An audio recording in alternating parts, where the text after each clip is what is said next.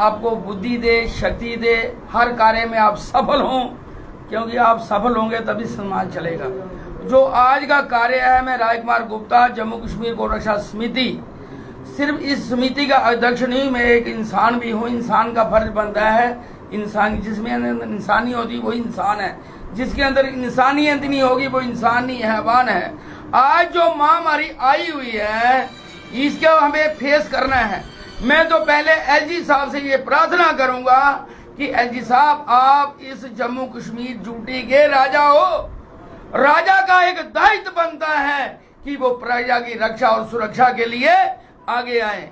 महाराज परीक्षित थे और दिन भर वो शासन करते थे, रात भर वो सब देखते थे किसी ने खाया या नहीं खाया, भूखा है, प्यासा है, कैसा है। ऐसा राजा होता है।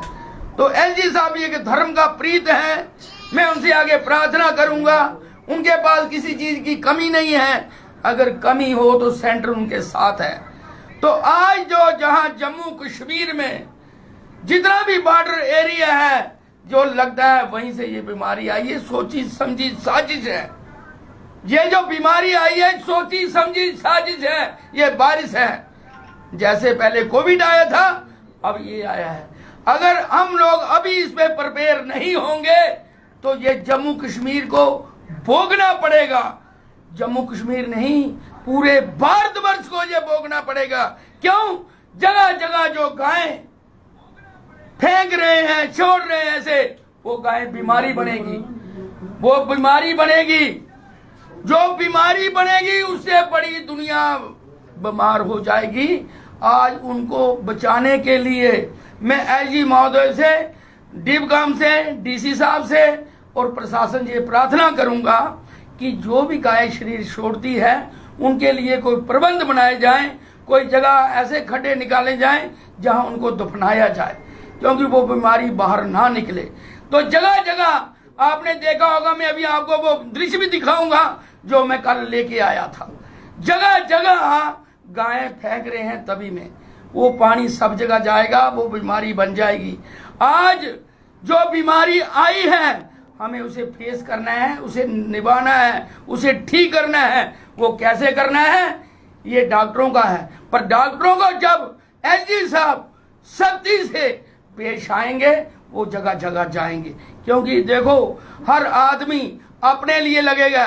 हम बोलते हैं गौ में 33 कोटि देवता है, हमारी माँ है, और जिसमें 33 कोटि देवता है वो चलता फिरता तीर्थ है।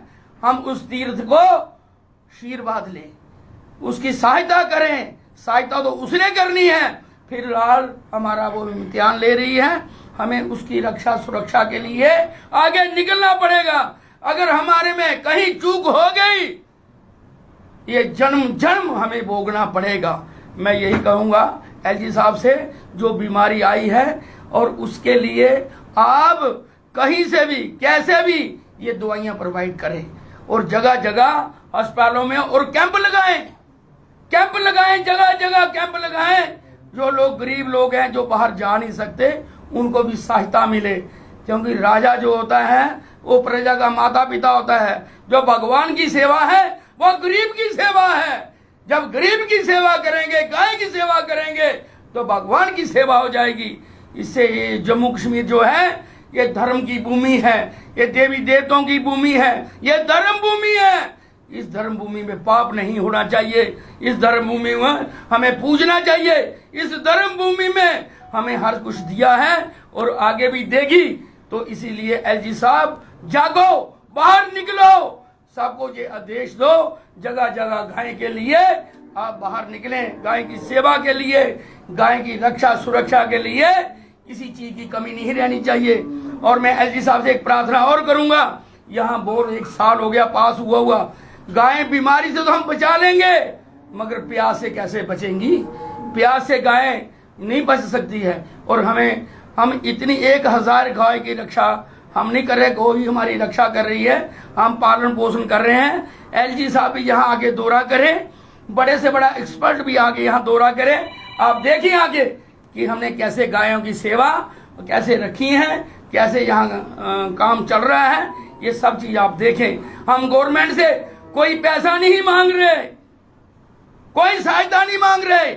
गौ माता ने जिन लोगों को जन्म दिया है वही लोग सहायता कर रहे हैं। धर्म जी जी जी जी बीमारी तो काफी देर हो गई, बात करें 10 से 15 दिन हो गए। बाहरी राज्यों के, गुजरात की बात करें, बाकी इलाकों में भी ये लोगों को फेस करना पड़ रहा है। मगर जम्मू की अगर बात करें तो लोगों ने जो है, अगर कोई गाय बीमारी से ग्रस्त होती है तो उसको शरेआम खुले में छोड़ दिया जाता है, ना उसकी कोई प्रॉपर जगह रखी है। कुछ स्थानीय लोग भी आज हमसे जो है वो उन्होंने अप्रोच की, और कुछ ऐसी जगह पे हम लोग गए जहाँ पे गायों को ऐसे ही बांध के रखा हुआ था। तो ये मैंने यही तो कहा है, जो गायें जब वो दूध देती हैं, जब वो सुरक्षित होती है तो उनकी हम सेवा करते हैं। जब थोड़ी सी बीमार होती है हम घर के बाहर फेंक देते हैं, बाहर छोड़ देते हैं। जिस आदमी ने अपने माता पिता को बाहर छोड़ा तो उसके लिए समाज क्या कहता है, इसने अपने माता पिता को छोड़ा, इसे जन्म जन्म सुख नहीं मिलेगा। और जिस 33 कोटि देवता को, जिस गाय में 33 कोटि देवता, उसको हम बाहर छोड़ते हैं तो हमारा हाल क्या होगा। आप देखते हैं जो कुत्ता, बिल्ली, भेड़, बकरी कौन है, जैसा जैसा कर्म करेंगे वैसा वैसा फल पाएंगे। उन आंडरों के ऊपर जो है वो एक्शन होना चाहिए, बिल्कुल होना चाहिए। और जो गाय खुले में जो शरीर छोड़ रही हैं उनको भी आप तभी में जाके कैमरा मारें, आज भी 40 से 50 गाय तभी में होंगी और वो बीमारी नहीं फैलेगी।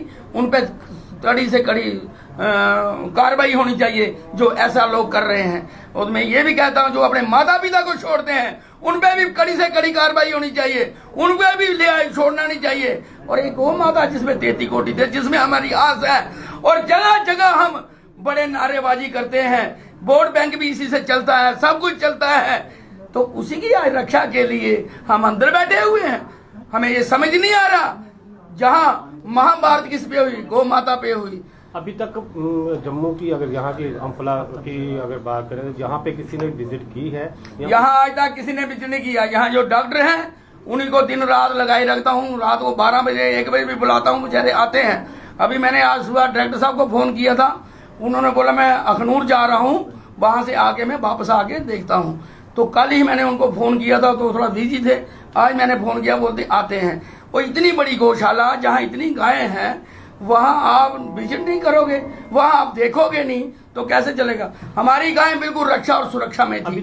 सुनिए पहले, एक गाय, हाँ जी मैं वही बताने जा रहा हूँ, एक बच्चा कोई यहाँ छोड़ गया बाहर, तो सुबह सुबह 4-5 दिन पहले फोन आया कि एक बच्चा यहाँ कोई छोड़ गया है। मैंने बोला अब छोड़ गया तो रखो एक साइड पर। हमने वो बड़ी बड़ी गलती की, क्योंकि हम आंखों देखे जहर नहीं खा सकते थे, छोटा बच्चा था, हमने उसको अंदर रखा। उसी से हमारी 10 और 15 गाय जो इस पेड़ में आ गई। क्योंकि अब क्या जाने, भगवान ही जाने, हमने तो अपने अंदर भावना रखी कि गौ माता है, बच्चा है, इसकी रक्षा हमें करनी चाहिए। डॉक्टरों ने उसी दिन से उपचार भी करना शुरू किया, उसको थोड़ा फर्क भी पड़ा, पर उस फर्क को क्या करें जिससे हमारी 15 और 20 गायें चपेट में आ गई। और इसीलिए मैंने ये प्रेस कॉन्फ्रेंस रखी कि आपके माध्यम से ये पूरे जम्मू कश्मीर ड्यूटी में ये बात जाए और पूरे भारत में ये बात जाए, नरेंद्र भाई मोदी के पास भी बात जाए कि आप इतना अच्छा काम कर रहे हो और यहाँ जो सरकारें हैं, जहाँ प्रशासन है, वो क्या कर रहा है। हमें ये सब चीजें देखनी है, हमें बाहर निकलना है, इस समाज को भी बाहर निकलना पड़ेगा। अभी तक इस गौशाला में कितनी गाय हैं और कितनी बीमारी से जूझ रही हैं इस वक्त? मैं बोला यहाँ एक 400 गाय है, 400 की 400 सुरक्षित थी। एक बछड़ी आने से जिससे 10 और 15 गाय इस चपेट में आ गई हैं। और मैं इसीलिए बहुत परेशान हुआ, परसों तो पानी के लिए बड़ा परेशान था, पानी आया, तो इसीलिए ये प्रेस कॉन्फ्रेंस रखी है कि जो भी आपकी आवाज सुने, आपके माध्यम से कम इसके लिए कोई आगे निकले, क्योंकि गौ की सेवा ही।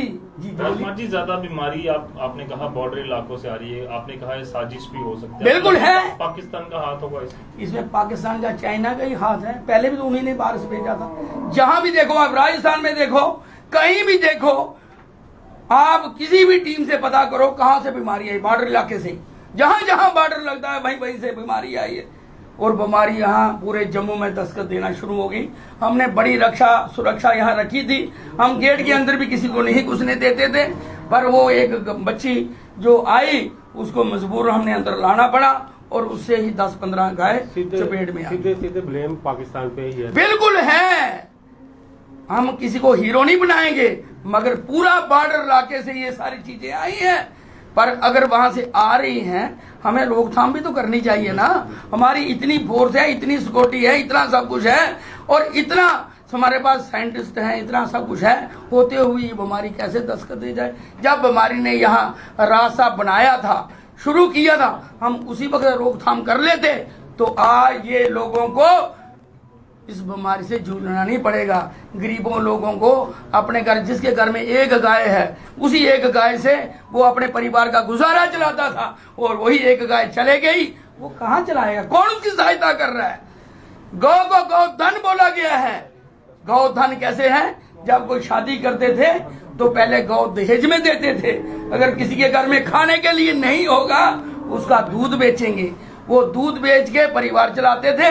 जो उसका गोबर, जो गूतर होता था, वो जमीन में जाता था, उससे सारी वनस्पतियां पैदा होती थी और सुंदर सुंदर बना, उसी से पूरा उनका परिवार चलता था। आज हमें पता नहीं वो चीजें कहाँ चले गई, हमें खून ही सफेद हो गया हमारा। हम ये सोच नहीं रहे, जो गौ माता, जिन बड़े बड़े ऋषि मुनियों ने गौ माता के सिवाय कोई चीज नहीं रखी। जो राजा होते थे वो क्या रखते थे? गौ, हाथी, घोड़ा।